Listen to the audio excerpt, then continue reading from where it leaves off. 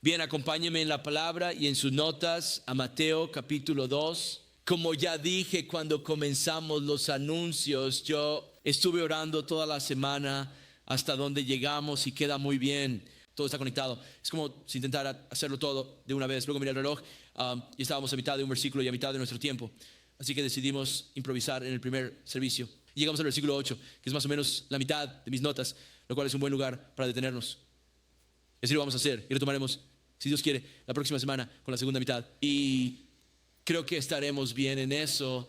Las últimas semanas, cuando empezamos con Mateo 1 y estos primeros dos capítulos, realmente, míralo, es realmente algo si pudieras tomarte el tiempo y dedicar 3 o 4 horas y tener un estudio bíblico de 3 o 4 horas y repasarlo todo de una vez. Sería una gran manera de hacerlo, pero lo fragmentamos, pero vemos una continuidad a lo largo del libro y especialmente en estos 2 primeros capítulos si tiene secciones del libro. Y realmente vimos cuando comenzamos el libro que Mateo, el recaudador de impuestos, que de nuevo y se salvó y se convirtió en un seguidor del Señor. El Señor lo movió a escribir este evangelio. Es uno de los evangelios más tempranos.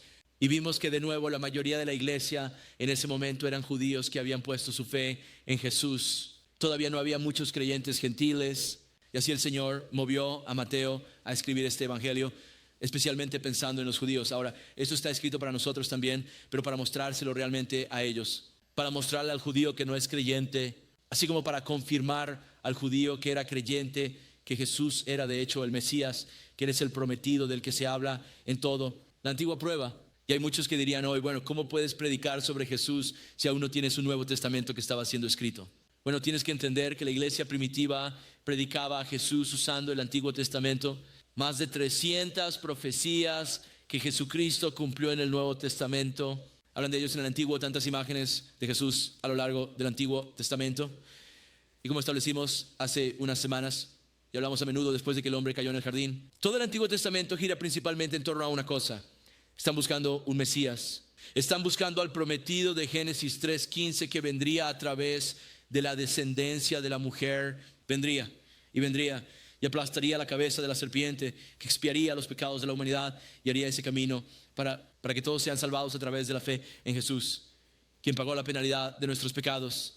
Así que Mateo está mostrando nuevamente todas estas profecías y mostrando cómo Jesús cumplió estas profecías para confirmar su fe. Y chicos, a medida que pasamos por estas cosas deberían fortalecer nuestra fe al ver que efectivamente Dios conoce el final desde el principio. Ese libro de Dios no es un libro ordinario, es un libro profético. Este es un libro que fue escrito cuando el Espíritu Santo movió a hombres santos y la evidencia en él es, las probabilidades son solo números que ni siquiera podemos comprender. Estas cosas se están cumpliendo para mostrarnos que Dios es verdadero, Dios no es mentiroso. Estas cosas también deberían conmover nuestros corazones y hablaremos de esto un poco esta mañana con respecto a la segunda venida del Señor, porque hay tantas profecías sobre la segunda venida de Jesús. De hecho, chicos, hay 5 veces más profecías sobre la segunda venida del Señor que sobre su primera venida. Y recuerden que el Señor dijo que vendrá de nuevo y muchas de esas profecías del fin de los tiempos se han cumplido y se están cumpliendo incluso ahora mismo y se cumplirá. Es bastante emocionante cuando empiezas a reconocer y darte cuenta. Vivimos en tiempos bíblicos en el sentido de tiempos específicamente mencionados, las Escrituras. Así que cuando empezamos el libro vimos la genealogía de Jesús y es el primero 17 versículos. Y para mucha gente de nuevo llegan a eso como, oh bueno, esto es aburrido, voy a pasar por alto, conozco a ese tipo. Ok, vamos a la historia de Navidad aquí. Nos adentramos y realmente tratamos de profundizar en ello. Y vimos nuevamente la profecía dada de que Jesús sería de la casa de David. Y entonces si Él no es de la casa de David a través de esa genealogía, esas 14 generaciones, no es el Mesías. Y vimos a Mateo rastreando a José, el padre terrenal de Jesús, hasta llegar a David. Y vimos en el Evangelio de Lucas que pasa por el suegro de José, el padre de María, todo el camino hasta David como profetizado. Y luego todo el camino de regreso a Abraham como profetizado. Y luego incluso volvimos todo el camino hasta Noé. Y hablamos sobre inundación. Y vimos esta profecía y vimos cómo Jesús cumplió estas cosas. Jesús no es un tipo que simplemente apareció y, ¿sabes?, consiguió un grupo de seguidores diciendo, oye, ¿sabes qué? A esta gente le caigo bien, chicos, soy el Hijo de Dios. Así no fue como sucedió. Esto fue según el cronograma de Dios. Recuerden, a su debido tiempo Él vino, en el momento perfecto de Dios. Nacido bajo la ley, nacido de una mujer, para hacer ¿qué? Redimir a los que estaban bajo la ley y han transgredido la voluntad de Dios. La ley. Y cuando repasamos esa genealogía, de nuevo vimos tantas intervenciones y tantos milagros e incluso tantas personas improbables que Dios trabajara a través de esto y demás. Y es algo que nos da gran ánimo también, porque volvemos a ver a Dios tomando pecadores y trabajando a través de ellos, incluso de una manera para traer al Salvador que vino a salvar a los pecadores. Y luego la semana pasada vimos más profecías. Vimos de nuevo el nacimiento de Jesús.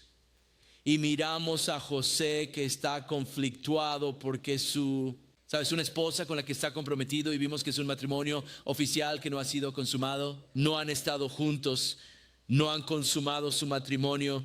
Y ella aparece y dice: oye, tengo un hijo. Sin duda le compartió el relato del ángel diciendo a ella, mostrándole las escrituras, que el Espíritu Santo la cubriría, nacería un Salvador y así sucesivamente. Pero José, un hombre justo, un hombre de Dios, está lidiando con eso, como cómo puede ser esto y así sucesivamente. Y vimos al Señor enviándole un ángel en un sueño, no solo por una experiencia mística donde Él le dice: solo créeme, José, sino que le mostró las escrituras. Les mostró Isaías 7:14, que una virgen daría a luz a un niño llamado nuevamente Emmanuel, Dios con nosotros. Y de nuevo, Mateo está exponiendo todo esto para el judío, así como para nosotros. También la semana pasada vimos un par de doctrinas esenciales. Hay doctrinas esenciales que son, nuevamente, tenemos que creer en Dios para tener una relación con el verdadero Dios. Lo primero, y sobre esto construiremos esta mañana, es que Jesucristo es Dios. Jesucristo no es un ser creado. Jesucristo no es un arcángel ni nada parecido, y cualquiera que incluso tenga. Esto es solo sentido común bíblico simple. Ves en todas partes de las escrituras que nos muestra que Jesús es Dios. Immanuel, su nombre es Immanuel, que significa Dios con nosotros, pero no es Dios, es Dios con nosotros. Tienes que creer que Él es Dios, porque Jesús dijo que si no honras al Hijo, no honras al Padre. Y la declaración de Jesús de que era Dios se hizo igual a Dios, porque Dios el Padre es Dios. Y adivina qué, Dios es el Hijo de Dios. Así como dije, yo tengo un hijo y soy humano y Él es humano. Ahora, a veces mientras crecía, a veces no actúa como un humano, pero es humano, especialmente en sus años de adolescencia. Es la misma matemática. Y entonces hablamos de eso y vamos a hablar más sobre eso esta mañana. No queremos adorar a otro Jesús, un ser creado, o como los mormones, que es el hermano de Lucifer. Eso es tan blasfemo. Jesucristo es la segunda persona de la Trinidad, de eternidad a eternidad, el alfa y la omega. Él es Dios todopoderoso, que vino a morir por tus pecados. Así de mucho te ama Dios. Y luego también vimos la doctrina esencial de que María era virgen. Y sabemos que tenemos una naturaleza pecaminosa a través de nuestro padre Adán. Pero Cristo es el Espíritu Santo que se movió sobre María y permitió que Jesús naciera. Un hombre que pueda morir por los hombres. Pero de nuevo, Él era del Padre. No tomó esa naturaleza pecaminosa para poder morir por el pecado. Si José es el padre biológico de Jesús, necesitamos empacar todo y regresar a casa, porque no tenemos Salvador. No es poca cosa, es algo enorme. Nuevamente, por eso el primer evangelio fue dado a través de la simiente de la mujer. Vendría el Salvador, que el Espíritu Santo cubriría a una virgen. El Señor vendría milagrosamente sin una naturaleza pecaminosa para morir por los pecadores. Por eso fue tentado en todo, pero no pecó. Y Él era Dios que vino y tomó la forma de un hombre. Así que esta mañana vamos a ver más profecías cumplidas en el capítulo 2. Llegaremos al versículo 8, veremos más. La próxima semana vamos a ver la profecía cumplida, más el nacimiento de Jesús en particular, donde nació. Vamos a hablar de Belén, significado en las escrituras, y luego veremos los eventos que siguieron después del nacimiento del Señor a través de Herodes y los sabios. Y vamos a hablar de esa estrella que los sabios siguieron, y que los sabios, ya sabes, no solo tuvieron un presentimiento, oye, tal vez ha nacido un Salvador. Ellos conocían la profecía, ellos conocían las escrituras. Las escrituras declararon nuevamente el tiempo en que vendría el Salvador. Y aquí es donde, si algún judío hoy es honesto con las escrituras, ellos absolutamente verán que Jesucristo es su Mesías. No hay peros ni excusas sobre esto. Es tan claro en la palabra de Dios. Pero hay un velo sobre la mayoría de sus ojos que será levantado. Y está siendo levantado para muchos hoy. Y agradecemos a Dios por eso. También No lo conseguiremos esta mañana, pero lo retomaremos la próxima semana. Profecía cumplida, inherente, y hablaremos de él, este tipo de anticristo. ¿Quién mataría a todos los bebés nacidos en Belén de 2 años y menores cuando se dieron cuenta de que la línea de tiempo mostraba que el Salvador había nacido en Belén? Escritura cumplida. Y luego la próxima semana que él dice que de Egipto llamaré a mi hijo, otra profecía cumplida, y que irían a refugiarse a Egipto y serían llamados fuera. Y finalmente este capítulo habla de la profecía cumplida de que será llamado, no un nazareno, no era uno de esos tipos de pelo largo que hacen un voto de no tocar a personas muertas, pero un nazareno. Por eso siempre ves imágenes de Jesús con el pelo largo. Oh, él es un nazareo. No, él era un nazareno. Mira, el Señor estaba tocando a personas muertas por todas partes donde iba, resucitándolas de la muerte. Entonces él era un nazareno, no un nazireo. Entonces vamos a conseguir, y tú estás como no sé. Todo lo que sé es que ahora es el rapero. Mira, vamos a entrar en eso y lo vamos a desglosar. Y mejor conocer a un nazareno llamado Jesús que a ese tipo. Un poco de dónde hemos estado y a dónde vamos. Lo tomaremos un verso a la vez aquí. Vamos a saltar al verso 1. Dice, ahora, después de que Jesús nació en Belén de Judea, en los días del rey Herodes, llegaron unos sabios del oriente a Jerusalén. Belén, veremos en la profecía, era un lugar pequeño. Grandes cosas habían sucedido allí y grandes cosas iban a suceder allí. Pero en cuanto a Belén en sí mismo, es como otro pueblo pequeño, lugar sin importancia. No es un centro económico, no es un lugar de gran población, y no lo sabíamos. Y en eso, ¿sabes qué? Este es un lugar donde Dios dijo que nacería mi hijo. Y creo que desde el principio eso nos transmite algo. Y Jesús habla de esto, que las cosas que los hombres admiran y tienen en alta estima, Dios no lo hace. Dios a menudo considera esas cosas abominables. Dios ve las cosas de manera diferente. Y a menudo los hombres están esforzándose por ser notados por otros hombres. Lo veremos en Herodes y lo ves con los fariseos en las Escrituras, donde el Señor nuevamente puede trabajar en el corazón del humilde. El individuo que reconoce, soy solo un pecador y necesito un Salvador, chico. Ese es un corazón con el que el Señor realmente puede trabajar. Y ves estas imágenes de humildad en cómo Jesús vino enraizado en el corazón de la iglesia, realmente mostrándonos cómo llegamos a Él, no a través del orgullo, un corazón lleno de orgullo, sino a través de un corazón humilde. Y es interesante nuevamente cómo el Señor lo predijo, donde nacería en la Escritura. Y leeremos Lucas capítulo 2, unos pocos versículos aquí en un segundo. Es asombroso cómo el Señor movió al gobernante del mundo para llevar a José de María a Belén para que Cristo pudiera nacer. Porque a menos que estas cosas estén sucediendo, Jesús está naciendo en Nazaret, eso lo descalificaría nuevamente. Aunque sería un nazareno, necesitaría nacer en Belén. Y entonces de nuevo Dios movió a César para moverlos de la tribu de Judá, de la casa de David, a Belén, donde nació David, de lo cual hablaremos el miércoles por la noche para cumplir la profecía. Mateo está tratando de mostrar esto a los judíos. Nació en Belén. Sabes que el Salvador nacería en Belén. Nuevamente leemos el relato de esto en Lucas. El Evangelio de Lucas, y Lucas 2:1 en tus notas dice: y aconteció en aquellos días que salió un decreto de César Augusto que todo el mundo debería estar registrado. Entonces Dios mueve a este rey y dirige los corazones de los reyes.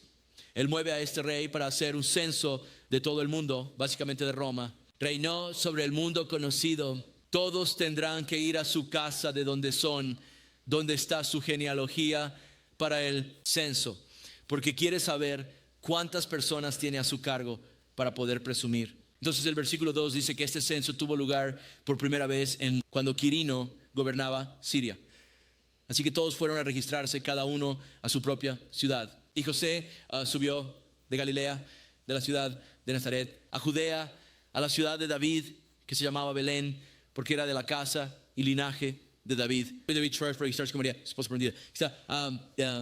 For niño. Y otra vez, chicos, estas cosas son esenciales. Para que Jesús sea el Salvador del mundo, Él tenía que venir a través de esta genealogía, nacer donde Él nació. Estas son todas profecías que el Mesías tenía que cumplir para realmente ser el Mesías. Y Jesús está cumpliendo todos los requisitos porque Dios conoce el final desde el principio. Verso 6, así que mientras estaban allí, se completaron los días para que ella diera a luz.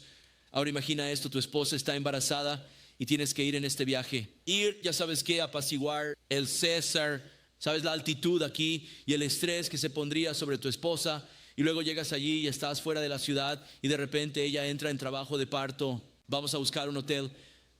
Pero sabemos que no fue así como funcionó y ella dio a luz a su primogénito, lo envolvió en pañales y lo acostó en un pesebre porque no había lugar. Para ellos, final. Así que van a un lugar humilde, y qué humilde comienzo otra vez en un pesebre, ya sea de madera o en una cueva. El Señor naciendo de manera humilde. ¿Por qué? Mostrándonos que salva a las personas cuando humillan su corazón y claman al Señor Jesucristo. Y de nuevo, es el cumplimiento de la profecía. Observa Miqueas 5:2 allí en tus notas. En sus Biblias esto fue profetizado cientos de años antes de que Cristo viniera. De hecho, veremos en un minuto que sabían que el Mesías nacería en Belén. Ellos estaban buscando, Él tiene que venir a Belén. Y de hecho Jesús lo hizo. Dice allí en Miqueas 5:2: pero tú, Belén, que significa casa del pan, Federico Ratuski. En una sección de Belén lees el libro de Ruth y verás que sus hijos eran Eraticites. Me cuesta decir eso, así que tengan paciencia conmigo. Y básicamente eran habitantes de Belén, fueron de esta parte de Belén. Entonces, otra vez, un poco como, ¿sabes qué? Una zona en la ciudad Dove Creek, ya sabes, lo que sea, es eso para Belén. Dice que aunque seas pequeño, entre los miles de Judá, así que eres un lugar pequeño. Y Dios simplemente dijo: voy a usar esto, voy a elegir este pequeño lugar donde no pasa mucho. Vendré de manera humilde para salvar a las personas que humillen sus corazones. Sin embargo, de ti saldrá hacia mí el agua. Gobernar en Israel. Ahora, aquí hay algo para nosotros ahora. Sabemos que cuando Cristo vino, excepto un remanente, fue rechazado por Israel. Sí, Él era el rey de los judíos. Veremos en un minuto que Herodes fue nombrado por Roma, pero no tenía el derecho legal a ese trono. Era Jesucristo. De hecho, José debería haber sido el rey de los judíos mientras estuvo en la tierra. Y luego Jesús, de nuevo, aunque es su hijo adoptivo, en realidad eso tiene un lugar más importante que un hijo natural. Habría sido el rey de los judíos. Herodes tomó ese lugar. Podrías argumentar si pusieron rey de los judíos sobre su cruz, pero nunca reinó sobre los judíos o Israel. Pero mira, de nuevo, eso se cumplirá en una segunda venida, porque el Israel reunificado por Dios. Hay cosas sucediendo ahora mismo que son tan proféticas. Y sabemos que Cristo vendrá por su iglesia. Y luego habrá un periodo de 7 años en el que Dios tratará con Israel. Específicamente, de nuevo, Israel será salvado en ese tiempo y Jesús reinará sobre ellos por 1000 años. Puedes leer sobre eso en el Apocalipsis y en muchas otras partes de la palabra de Dios. Y así necesitamos entender eso. Estas son profecías que se están cumpliendo, que fueron cumplidas y están siendo cumplidas. Pero nota lo que dice a continuación, cuyo origen es desde la antigüedad, desde la eternidad. Chicos, eso es una declaración de deidad. De eternidad a eternidad es lo que eso indica. Significa que Jesús no tiene principio. Significa que Dios el Padre no dijo un día: oye, ¿sabes que quiero un hijo? Déjame crearlo. No, es eterno a eterno. Dios el Padre, Dios el Hijo, Dios el Espíritu Santo.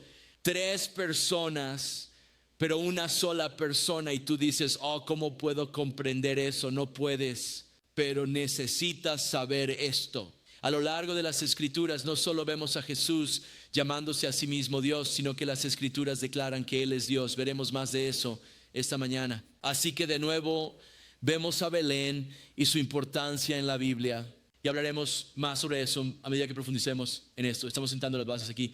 Nota lo siguiente que dice: en los días del rey Herodes. Y todas estas cosas de las que leemos en estos 2 primeros capítulos sucedieron en la época de Herodes. Ahora, no nos confundamos, hay varios Herodes mencionados en las Escrituras. Más adelante leerás sobre sus hijos, pero este es el Herodes que se le ha dado el título de Herodes el Grande. Y necesitamos entender a Herodes. Y tengo algunos detalles más que pueden leer en sus notas. Pero Herodes era una persona que era medio judío y él era medio edomita, lo que significa que era descendiente de Jacob o Israel, así como descendiente de Esaú. Nuevamente, sus padres lo sacaron, era mitad judío, mitad edomita. Mira, su problema era que Él fue y se identificó públicamente como judío, pero en su corazón se movía como Esaú. Ahora hay edomitas y hablamos mucho sobre esto en el libro de Abdías. Lo repasamos. ¿Sabes qué? Hace unos meses, mientras observábamos todo lo que sucedía en Israel y estos palestinos, chicos, ese es un nombre inventado. No hay genealogía palestina, fue inventada por Roma. Sabemos que son edomitas y amalequitas, descendientes de Esaú, y la Biblia profetiza sobre ellos en los últimos días y los conflictos, etcétera.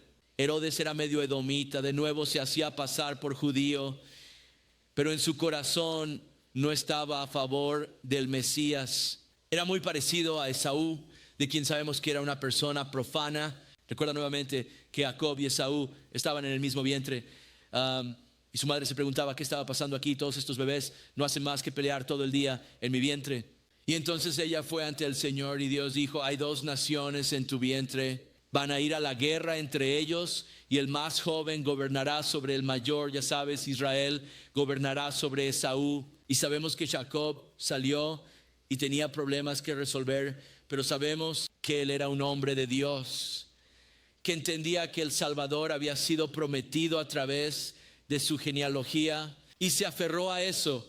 Esaú, por otro lado, quien fue el primogénito, pero Dios sabía que él rechazaría ese llamado a Dios y querer ser salvado de sus pecados. La Biblia dice que era un hombre profano y él era un fornicador. Y vendió, hablaremos más sobre esto en un momento, pero vendió su alma por un plato de sopa. No le importaban las cosas eternas, no le importaba su alma. Lo único que le importaba era, ya sabes, su próxima experiencia sensual.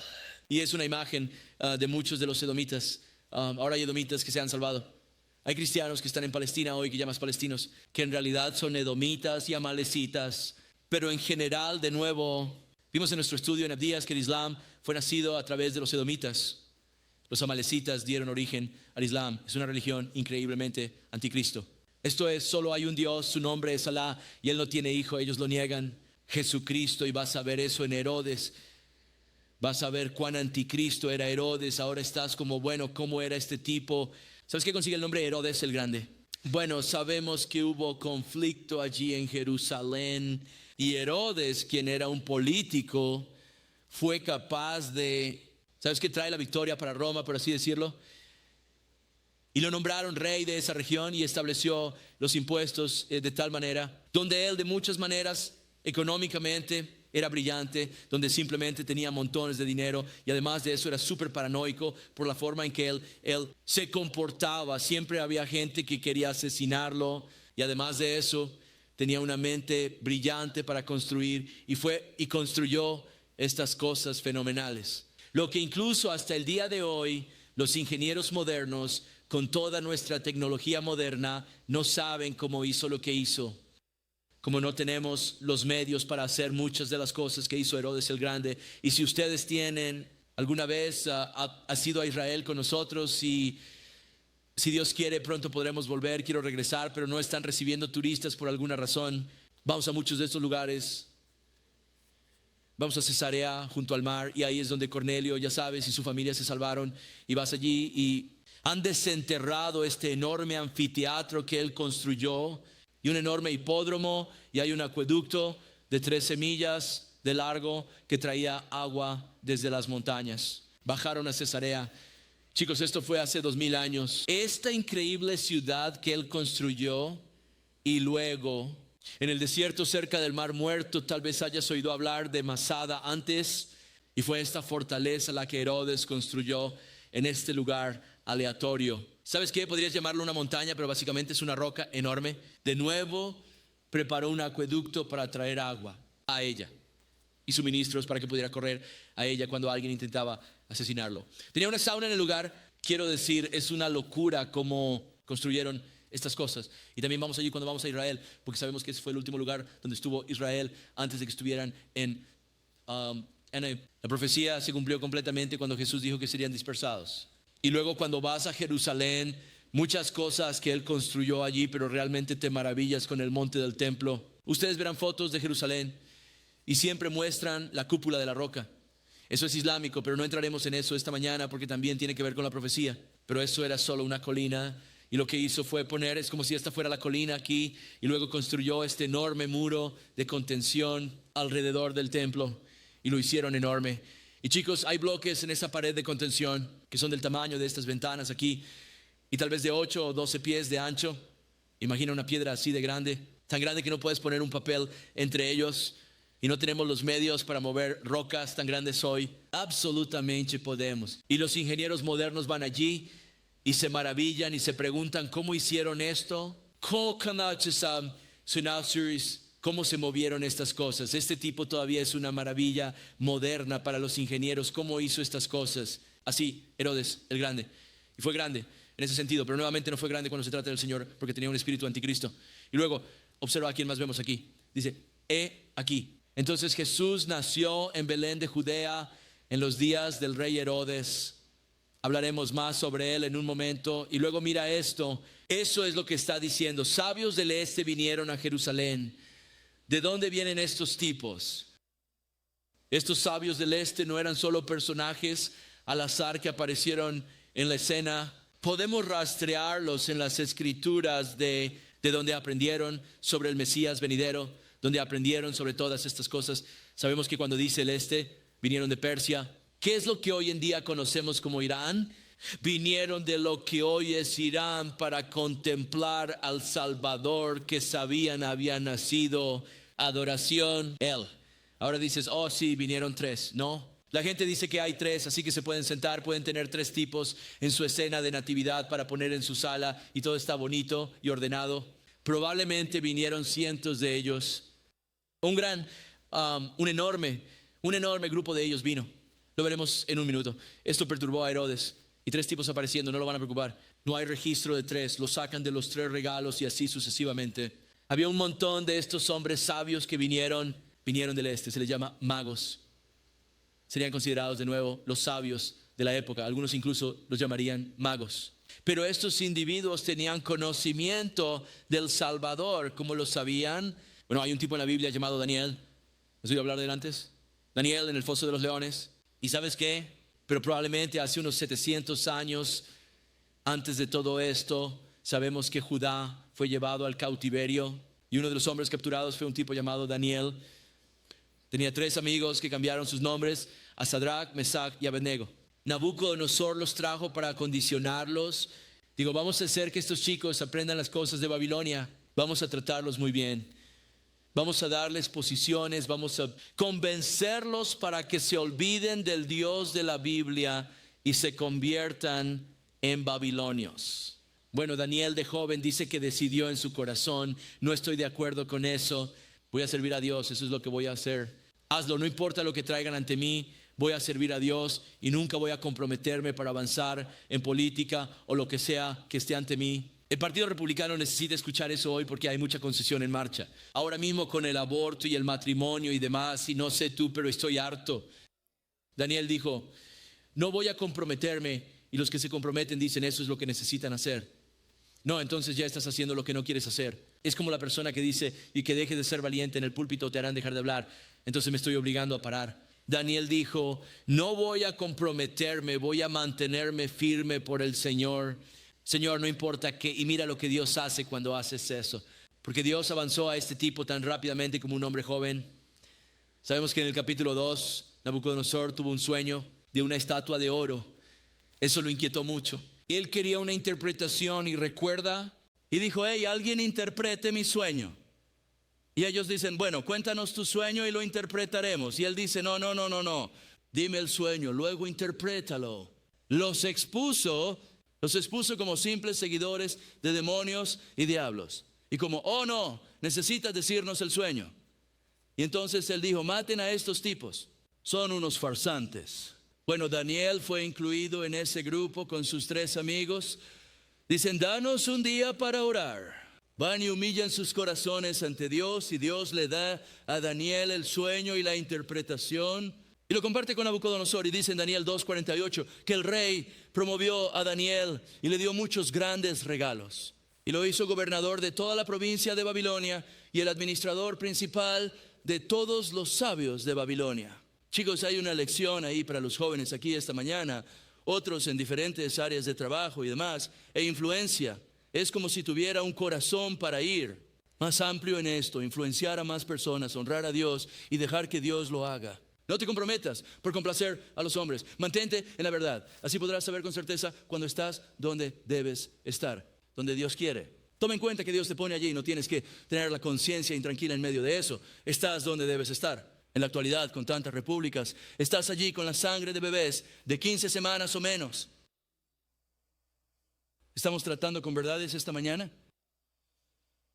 Esta nación necesita desesperadamente oración. Así que eso se incluyó en el mensaje aquí. Pero vemos a estos hombres de nuevo. Entendieron estas cosas porque Daniel influyó en sus antepasados. Y fue pasado a la siguiente generación, la siguiente generación, la siguiente generación. Y ves a Jesús viniendo a Israel y Jerusalén y están como preocupados. Mientras tanto, estos hombres en el este están tan emocionados, dicen, vamos a ir 1000 millas a adorar al rey. Lo interesante de esto es, ya sabes, ahora mismo, una de las principales cosas de las que estamos escuchando en las noticias es Israel e Irán, ¿verdad? Israel y Persia. Y sabemos que hay implicaciones proféticas en eso. Y hay una guerra en Ezequiel que Rusia y Persia o Irán involucrados en invadir Israel. Pero hay algo que necesitas saber. Oramos por la paz de Israel, pero debes saber ahora mismo sobre Irán. Y escuché un gran podcast el otro día de un hombre que nació en Irán, quien ahora es cristiano y tiene un ministerio en América. Tiene lazos con Irán. Diría que la mitad de los iraníes son pro-Israel. Ellos son completamente pro-Israel y son pro-Israel por dos razones. Número uno, saben que el Islam está en bancarrota y están hartos del Islam porque Irán se había convertido en una nación moderna hasta finales de los años 70 y estaba floreciendo. Parecía una nación occidental. Había cristianos por todas partes. Luego llegaron estos ayatolás y les pusieron el martillo y los grilletes a estas personas, este Islam radical, y quieren salir de eso. Muchos de ellos quieren que Israel venga y derroque su gobierno para que puedan reiniciar. Eso es parte de ello. Pero sabes que la otra razón es como estos sabios ahora, en Irán está ocurriendo el mayor avivamiento del mundo. La gente viene a la izquierda de Cristo. Y bueno, están viniendo al Señor Jesucristo. Y simplemente pensé en esto. Aquí están estas esposas hambrientas de Jesús en su primera venida. Y sabemos que Cristo viene pronto. Y ves a personas en la misma región hambrientas de Jesucristo. Chicos, la profecía es un patrón. Entonces aparecen y notan el versículo 2 diciendo, esto es donde primero me doy cuenta de que no vamos a pasar por todo esto. Aparecen diciendo, ¿dónde está él? Escucha esto. ¿Quién ha nacido rey de los judíos?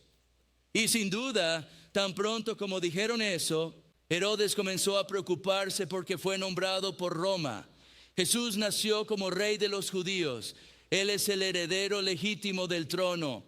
Y luego dijeron, hemos visto una estrella en el oriente y hemos venido para adorarlo. ¿Cómo sabían esto? ¿Cómo entendían estas cosas? ¿Cómo entendían el tiempo de estas cosas? Primero señalaré 3 puntos aquí. Sabían que el Salvador venía. Sabían que había la promesa del Salvador allí en Génesis 3:15 que vendría a través de la descendencia de la mujer y aplastaría la cabeza de la serpiente. Ellos sabían que vendría a través de Abraham, a través de Isaac, a través de Jacob, a través de Israel, a través de Judá, a través de David. Sabían esa genealogía de lo que hablamos hace unas semanas. Conocían todas estas profecías bíblicamente. También sabían aproximadamente cuándo iba a venir Jesús. Porque de nuevo Daniel recibió una profecía concerniente a Israel cuando estaban en cautiverio. Y la profecía era, lo voy a simplificar y hacer fácil. Lo hemos discutido 1,000,000 de veces. Las notas están ahí si quieres profundizar más. Pero mientras estaban en cautiverio y Jeremías profetizó que serían 70 años, entonces podrían volver a Jerusalén. Que sucedió según lo planeado, pero luego hubo otra profecía dada a Daniel de que cuando se emitan los decretos para ahora reconstruir Jerusalén, porque es una cosa ir allí, luego es otra tener el respaldo del tipo que gobierna el mundo para decir, puedes reconstruirlo ahora. Cuando eso ocurra, digo que un reloj profético comenzará para Israel. Y él dijo que habrá 490 años dedicados a Israel antes de que todo termine en la segunda venida del Mesías. Y sabemos que en Nehemías capítulo 2, versículos 2 al 9, el rey de Artajerjes dio el decreto para reconstruir Jerusalén. Sabemos el día exacto en que sucedió. El 14 de marzo del 445 antes de Cristo, así comenzó el reloj profético. Daniel dijo que habrá 69 semanas, que son 69 periodos de 7 años, 483 años, y luego el reloj se detendrá. Y en eso se nos dice que el reloj se detiene cuando el Mesías es cortado, pero no por sí mismo. Así que cuando el Mesías sea cortado o muerto, pero no por sí mismo, sabemos que el reloj se detiene o es cortado por Israel, y sabemos hasta el día 6 de abril, el año 32 de nuestra era, es cuando el Señor entró en Jerusalén y fue cortado por los altos mandos en Israel. Estamos listos contigo. Y moriría en la cruz unos días después. Según el calendario babilónico, es exactamente así. 483 años. Sabían esto, sabían que el ministerio público comenzó a los 30 años. Todo lo que tenía que hacer era mirar el calendario. Sabían cuándo nacería el Mesías, sabían dónde nacería, y además sabían de Números 24:17. Ese Balaam de todas las personas cuando estaba tratando de maldecir a Israel, y Dios solo le permitió bendecir a Israel. Él dio una profecía en Números 24:17, una estrella saldrá de Jacob. Así que sabían cuándo iban a nacer, dónde iban a nacer, y sabían que habría una señal en los cielos que lo guiaría a donde estaba, donde nació, y así podrían adorarlo. Eso es bastante increíble. Ahora, una estrella aquí en el griego puede ser una estrella literal o una estrella figurada, y realmente no lo sabemos. Esta estrella en muchos sentidos parece una estrella en una constelación. Pero luego, de nuevo, hay mucho aquí que mostraría tal vez fue un ángel u otra señal. Lo que sí sabían es que estaban buscando estrella para mostrarles específicamente, porque sabían que esto ya había sucedido, por lo que nuevamente la palabra profecía. La palabra profética confirmada. Ahora, lo interesante en esto, si vas hasta el Nuevo Testamento, al último libro escrito, el libro de Revelación, sabemos que Juan tuvo una gran señal que apareció en el cielo y vio una constelación en el cielo, lo cual es interesante. Esta constelación se repitió aquí en tiempos modernos, hace unos 8 años más o menos. Esta misma constelación que él vio, y la gente se puso realmente rara con eso. Recuerdo que un tipo tuvo que apartarlo y decirle que se detuviera. Jesús va a volver, como no saben ni el día ni la hora, paren. Además, la mayoría de esta constelación que ves ya ha sucedido, porque nota la señal que vio. Y esta era la misma constelación otra vez en el cielo. Lo sabemos por matemáticas, lo sabemos. Al igual que el eclipse que acabamos de tener. Los mayas sabían que ese eclipse ocurriría en ese día hace 3000 años. Algo llamado, ¿estás listo para esto? Matemáticas. No fue una sorpresa, no fue algo extraño. Sabían de matemáticas, no de cosas místicas o del gran espíritu. Eso es un falso espíritu. Sabían por las matemáticas que habría un eclipse ese día. Y sabían que ocurriría. Y adivina qué, ocurrió. Por eso ves a la gente correr con estas cosas y tienes que detenerte y ralentizarte, verás tonto. Ahí es donde encuentras una cantidad aumentada de burladores diciendo estos cristianos estúpidos, porque eso es ser estúpido. Mira, cuando se trata de signos en los cielos, va a ser algo que no se predice ocurriendo. Y creo que hay algunas cosas allá arriba tal vez sucediendo que encajarían con eso. Pero fíjate en lo que Juan vio aquí en Apocalipsis 12:1. Ahora apareció una gran señal en el cielo, y las constelaciones representaron esto en el día en que nació Jesús. Una mujer vestida con el sol, con la luna, y debajo de sus pies. Y en su cabeza una corona de 12 estrellas. Eso es Israel, las 12 tribus de Israel. Ellos estando con niño. Esto está hablando de María de Israel, la tribu de Judá. Ella gritó de dolor y en agonía para dar a luz. Hablamos sobre dolores de parto, María los tuvo. Tú dices, no, pero Jesús. Sí, incluso con Jesús. Y apareció otra señal en el cielo. He aquí un gran dragón rojo fuego con 7 cabezas y 10 cuernos y 7 diademas en su cabeza. Atrajo 1/3 de las estrellas del cielo y las arrojó a la tierra. Y aquí es donde lo sabemos. Cuando Lucifer se reveló, 1/3 de los ángeles cayó con él. Eso lo descubrimos en el Apocalipsis, no en el Génesis, pero lo descubrimos más adelante. Y fíjate lo que dice, este es el dragón poseyendo a Herodes el Grande. Y el dragón se paró frente a la mujer que estaba a punto de dar a luz para devorar a su hijo en cuanto naciera. Ella dio a luz a un niño varón que gobernará todas las naciones con cetro de hierro. Eso sucederá en el reinado milenario de Cristo. Y su hijo fue arrebatado a Dios. Y su trono, esa es la ascensión de Jesús. Todo el tiempo que Jesús estuvo en la tierra, Satanás quería eliminarlo. Pero hizo lo que tenía que hacer, ya sabes, ascendió. ¿Y sabes qué es interesante? Luego el reloj se detiene. Ese reloj profético de 490 años se detiene y hay 7 años al final que serán la gran tribulación. Chicos, si quieres entender la profecía, empieza por reconocer que la tribulación no es sobre la iglesia, es todo sobre Israel. En el rapto antes de la ira ni siquiera entiendes el papel de Israel en los últimos tiempos. Ahí es donde surge la confusión. Jesús dijo que tienes que entender el libro de Daniel. De lo contrario te vas a perder en esto. La iglesia no existió durante los primeros 183 años. Puedes verificarlo. Ves la era de la iglesia en el Apocalipsis, lo ves atrapado en el cielo, y luego ves los pergaminos rotos en el capítulo 6 y la gran tribulación donde Dios está tratando con Israel. Todo gira en torno a Jerusalén, no a Nueva York o Charlotte.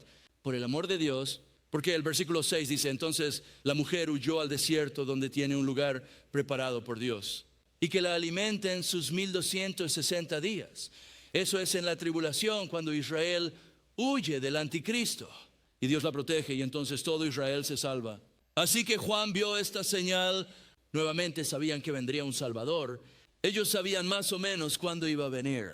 Sabían que habría una estrella que lo guiaría exactamente a donde él estaba. Y luego aquí dice, vinieron diciendo, ¿dónde está él? ¿Quién ha nacido rey de los judíos? Porque hemos visto una estrella en el oriente. Y noten aquí, hemos venido a hacer ¿qué? Admirarlo. Darle un regalo al bebé lindo. Gucci, Gucci, Gucci Jesús. No, hemos venido a, ¿estás listo?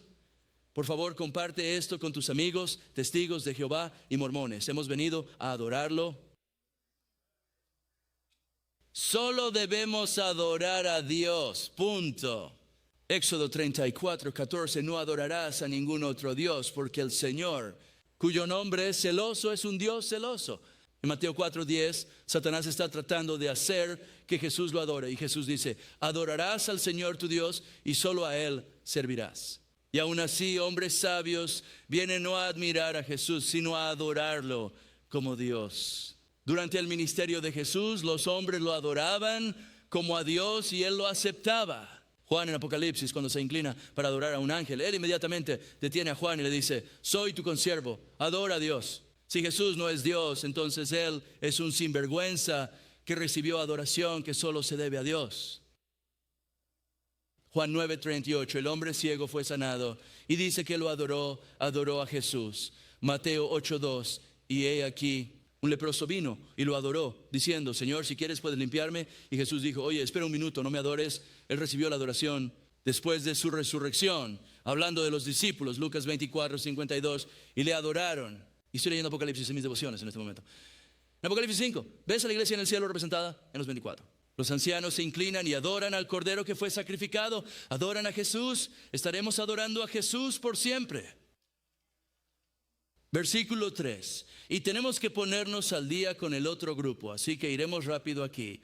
Cuando el rey Herodes oyó esto, se inquietó y toda Jerusalén con él. Estaba preocupado porque es un anticristo. Está preocupado porque él es un impostor. Y está preocupado porque es un edomita a semejanza de Esaú. De nuevo, él es el anticristo que niega al Padre y al Hijo. De eso es de lo que Jesús está hablando. Estos tipos en Apocalipsis 2:9. Conozco la blasfemia de aquellos que dicen ser judíos y no lo son, sino que son de la sinagoga de Satanás. Dijo que era judío, pero no lo era, aunque era parte. Judío en su genealogía, tenía el corazón de un edomita. Era antidios y anticristo. Nos profundizamos en eso cuando estudiamos Abdías hace un tiempo. Y sugiero que si estás interesado en eso, escuches esos. Nota que está preocupado. Está preocupado porque se trata de su reino, no del de Dios. Está preocupado porque fue nombrado rey por Roma. Sabe que es un impostor y ahora ha nacido el verdadero rey. ¿Por qué Jerusalén está en problemas entonces? ¿No deberían ser como los sabios? El Mesías ha nacido este año. No están buscando. Están preocupados, creo que por 2 razones. Primero, sabían que Herodes tenía hambre de poder y está a punto de desencadenarse. Y veremos la próxima semana, se mataron bebés por esto. Estaban preocupados por el desarrollo profético de esas cosas. Que eso no sea nosotros. Incluso cuando hablamos de estas cosas, que no se turbe vuestro corazón. No necesitamos estar preocupados. Juan 14:27, Jesús dijo, la paz os dejo, mi paz os doy, no os la doy como el mundo la da. No se turbe vuestro corazón, ni tenga miedo. Y luego otros estaban preocupados porque estaban contentos con las cosas como estaban. No querían que su vida se viera afectada por la llegada del Mesías. Amigos, muchos cristianos son así hoy en día. Mucha gente profesa a Cristo. No están emocionados por la venida del Señor. De hecho, cuando empiezas a hablar de ello, se ponen muy incómodos y dicen, no, solo dinos cómo tener una vida mejor aquí. Por eso muchas iglesias no predican sobre la profecía. No tocarán el libro de Apocalipsis ni con un palo de 3 metros, número 1, porque sus pastores son bíblicamente analfabetos. Y en segundo lugar, saben que esto inquieta a la gente carnal. Como si estuviéramos aquí en un senado secreto. Estamos aquí para afirmar a las personas en su pecado, no para decirles crisis. Te llamé a arrepentirte de ello, a perdonarte de ello, a librarte de ello, lo cual es mucho mejor. Ahí es donde estaba Jerusalén, ahí es donde muchos están hoy. Burladores que caminan según sus propios deseos. Observa el versículo 4. Y cuando reunió a todos los principales sacerdotes y escribas del pueblo, este es Herodes. Y les preguntó, ¿dónde nacerá el Cristo? En otras palabras, soy judío, me llamo a mí mismo el rey de los judíos, pero no sé nada sobre la Biblia. Hoy en día solo lo buscaría en Google. Ellos no tenían eso. Oye, somos alguien que sabe algo de la Biblia. Y esto es triste. Ellos sabían lo que sabían los sabios, pero no les importaba. Entonces le dijeron, en Belén de Judea, porque así está escrito por el profeta, pero tú, Belén, en la tierra de Judea no eres la menor entre los gobernantes de Judá, porque de ti saldrá un gobernante que pastoreará a mi pueblo Israel. Interesante, quería una visión de la Biblia, tratar de detener al Dios de la Biblia. Voy a dar un breve comentario sobre eso. El pecado te hace estúpido. En serio, la gente dice, oh, ¿qué hay de malo en mi vida? Déjame sentarme con alguien e intentar decirme qué está mal. Hermano, necesitas arrepentirte de tu pecado. Te hace estúpido, te ciega a las cosas, te hace hacer cosas tontas. Y eso es universal para todos nosotros. Es un principio universal. No estoy tratando de señalar a nadie aquí. Yo también he hecho muchas cosas estúpidas por mi pecado. Te hace tonto. Consultemos la Biblia para detener al Dios de la Biblia, hermano. No va a pasar así. Así que sabían cuándo nacería el Mesías. ¿Dónde nacería? No tenían ningún deseo de adorarlo. Aquí es donde dice en Juan 1:11, vino a los suyos y los suyos no le recibieron. Y Mateo está tratando de mostrar a los suyos que Él es el Mesías. Lamentablemente no tengo tiempo para leer esto, pero en Juan 7:40, cuando Jesús cumple su ministerio como adulto, olvidan que nació en Belén porque están como, el Mesías no saldrá de Galilea, lo veremos la próxima semana.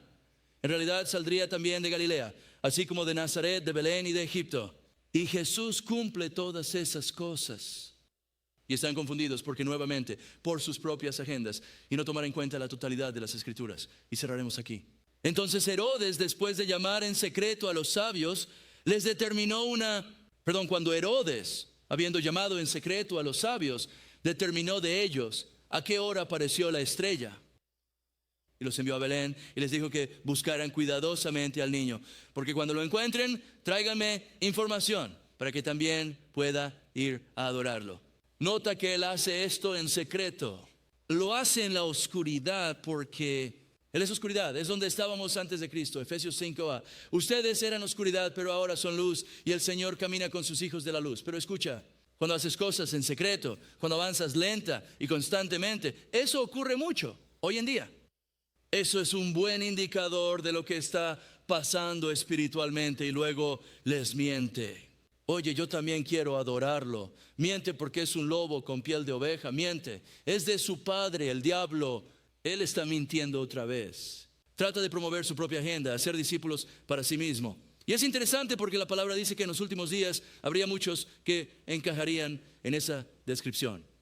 Y cuando a Jesús le preguntaron sobre su segunda venida, el mayor signo del que habló fue el engaño. 4 veces, no te dejes engañar, no te dejes engañar, no te dejes engañar. Me parece interesante que si tenemos acceso a más información que nunca, y sin embargo, parece que hay más engaño y confusión que nunca. Salen informes y la gente está como, no sé quién tiene razón, porque ambas versiones parecen correctas. Eso es intencional, eso tiene un propósito, pero cerraremos con esto. ¿Sabes quién nunca te engañará? Dios, según su palabra, vas a recibir la verdad directa y estas profecías cumplidas. Muestra que es la palabra profética de Dios confirmada. Esos tontos solo leen ese libro y piensan que Dios lo escribió. No, hermano, 1/3 de esto es profecía. Y las probabilidades de estas cosas son astronómicas y están en el punto. Dios sabiendo el fin desde el principio. A diferencia de estos falsos profetas de JB, vamos a ponernos de pie y cerrar en oración. Te dieron el sermón 4 minutos más largo. No escuché ningún abucheo, eso es bueno. Estoy muy emocionado por continuar con esto la próxima semana. Padre Celestial, te alabamos, te bendecimos. Te agradecemos por la palabra profética confirmada. Yo, Señor Dios, rezo para que estas cosas resuenen en nuestros corazones. Veríamos tu grandeza en estas cosas. Señor, estoy muy emocionado porque veremos la próxima semana los planes del malvado frustrados. Vemos a Dios prevalecer una vez más. Y te agradecemos, Señor, cuando venimos a ti humildemente y ponemos nuestras vidas ante ti, que prevalezcas en nuestras vidas. Jesús, te agradecemos que viniste, viviste una vida sin pecado y moriste en la cruz por nuestros pecados. Oh Señor Dios, así como viniste humildemente, espero que nos acerquemos a ti humildemente. Si no conoces al Señor, ven a Él humildemente y pídele que te lave y sea el Señor de tu vida. Pon tu fe en Él. Eso es una agitación de donde quiera que esté tu Señor, y tienes una para decir: Jesús, gobierna mi vida, creo en ti, confío en ti, quiero seguirte. Y tal vez esta mañana te has alejado de ellos y no has estado tratando con tregua con el Señor y has sido como Herodes, moviéndote en secreto. Dios sabe esas cosas. Lleva esas cosas ante el Señor, clama a Dios. Pídele a Dios que te encuentre donde estás. Tal vez necesites cambiar de corazón para salir de donde estás. Pídele que venga a cambiar tu corazón y convertir el amor por un pecado en odio por él, ya sea un amor más profundo por Dios. Ayúdanos, Señor.